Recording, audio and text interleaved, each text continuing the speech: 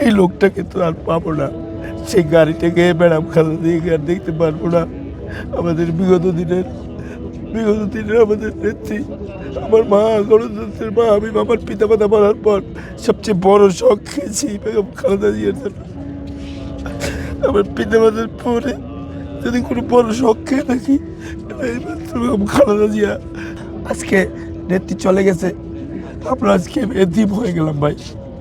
ভাই গো, আমরা আজকে এতিম হয়ে গেলাম।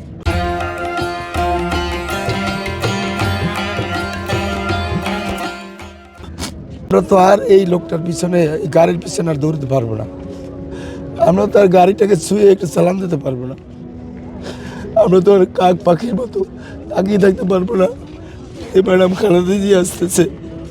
সেই যখন ফ্যাসিস্ট আওয়ামী লীগ সরকার কর্তৃক ম্যাডাম খালেদা জিয়ার নামে যে মিথ্যা মামলা হলো, সেই মামলায় উনি প্রতিদিন অসুস্থ শরীর নিয়ে কোর্টে যাচ্ছে।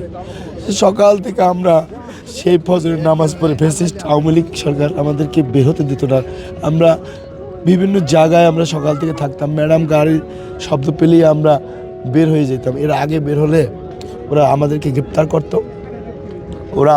গ্রেপ্তার করতো, না হয় আমাদেরকে মেচাকার করতো, যার কারণে আমাদের গ্যাদারিংটা হতো না। আমরা ওনাকে কোর্ট পর্যন্ত নিয়ে যেতাম, কোর্ট থেকে আবার বাসা পর্যন্ত নিয়ে যেতাম।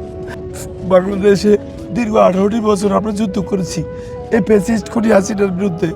আমরা এক মুহূর্ত সময়, আমরা 1 ইঞ্চি পরিমাণ আমরা ছাড় দিই নাই।